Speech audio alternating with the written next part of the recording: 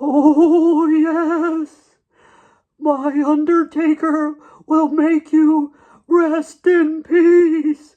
Oh, yes.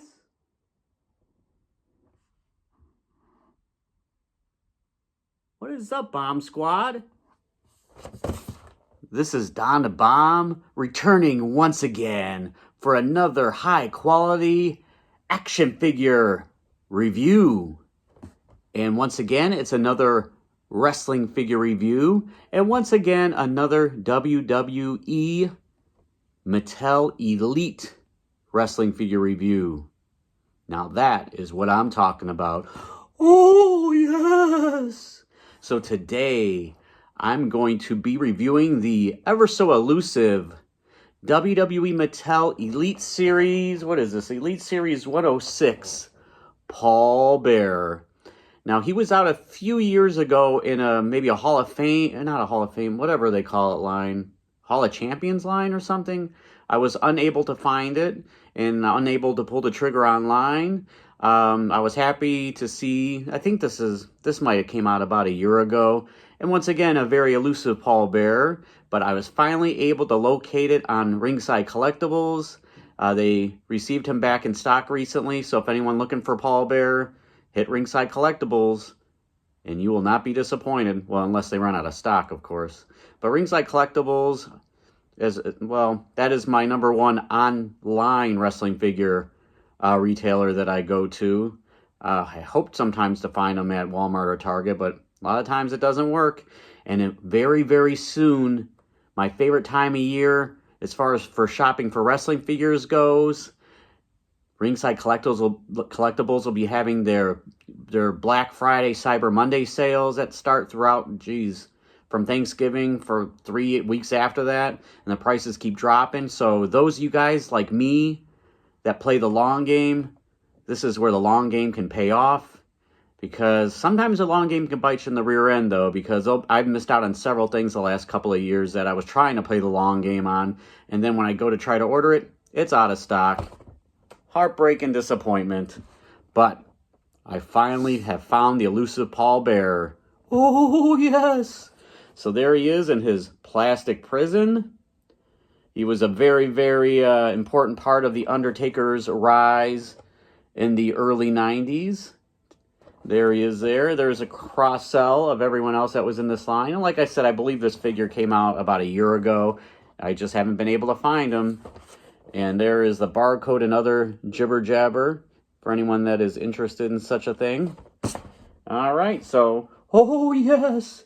In the Attitude Era, the ghoulish manager of Undertaker turned his back on the dead man and introduced the world to the monstrous Kane. We all remember that like it was yesterday. Or at least 1997. Maybe it was. Either way, Paul Bearer was a very instrumental part in the success of both The Undertaker and Kane. And he kind of carved out his own legacy. Unfortunately, he passed away a few years ago, but we will always remember his ghoulish look and the token "oh yes" phrase. Oh yes, as I said for like the 20th time. Sorry about that. Poor impersonation, but let's take him out of the plastic prison, as my friend Kyle Peterson says. Anyone interested in any more wrestling figure reviews, just check out Kyle Peterson, and he has a collection I'm definitely envious of.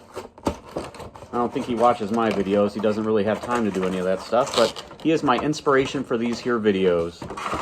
All right, put that off to the side. Oh, goodness gracious. We'll go over his accessories first. Sometimes the items are hard to get out of the plastic prison. I guess that's why they call it a prison. If it was easy to get out of, it wouldn't be a prison, now would it? All right. You know what? It's a good thing I brought my trusty scissors. Looks like he is locked in. Come on now. Oh my goodness. Not really that easy to get off. Oh, there we go. All right. Plastic prison it was.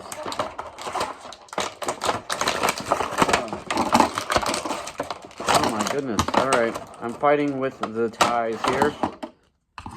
Fighting with the ties. Oh, he's got us. Oh, let's get this off of him here. Oh, my goodness gracious. No need for these reviews to go off the rails as they sometimes do. All right. There we go. Accessories first. We have 2 gripping hands. We have the magic hands, the mystical hands, whatever you want to call it there. We have 2 sizes of urns. We have the standard smaller size, and then we have the gigantic urn of death, which I think we saw back in, 1995 or so. So you can choose whatever urn adventure you like to follow, because the choices are here. All right, let's get into the man himself, Paul Bearer. What a mess I've made here. There he is right here. He definitely needs to catch up on his sleep, that is for sure. And he also needs to go maybe to the tanning booth or get some sun or something, because he looks like he hasn't been outside or slept in quite a long time. Oh, yes. Look at that cool tie, though. A lot of nice colors in that. But that is definitely Paul Bearer. Sorry for the lack of a better camera. Hopefully I'll work on that soon, as my YouTube career hopefully makes it so I can get better equipment, and then a better knowledge of how to work equipment. That always helps too. Double jointed pinless elbows is always appreciated. We have his hands, he's probably got scared by the Undertaker there. And he's a portly guy, so they gave him a nice portly physique. Look at that. Look at that side profile. Alfred Hitchcock would be envious of that. He has his black suit on. Paul Bearer doesn't really kick very high, so keep that in mind, as he doesn't really seem like a guy that would kick very high anyway. Double jointed pinless knees. And did I say? Yeah, pinless elbows, which is always appreciated. You never know what you're going to get with Mattel with pins and pins. All right. His head turns all the way around. He has ab crunch, but, he's a portly guy, like I said, so there's not too much ab crunch, but decent amount. And then Paul Bearer splits. Yeah. That's not bad for Paul Bearer. And then we have thigh cut, bicep cut. Unfortunately, well, these ankles aren't too bad. Mattel and Jazzwares have both been giving us shoddy ankles at times. But hey, it's our boy, Paul Bearer. I'm glad to add him to my collection. And let's bring in a couple of his old friends. We will start out with the dead man himself, The Undertaker. And then The Undertaker's brother, Kane. They're on the ringside collectible stands. But this is something I do appreciate, that unfortunately, for whatever reason, Jakks never gave us in the 2000s. And the scale is proper. Kane and Undertaker are both way taller than Paul Bearer. Now, unfortunately, Jakks gave us a Paul Bearer that was either the same height as Undertaker and Kane or even taller. And that was one thing that Jakks kind of screwed up, is the scale. It was all over the place.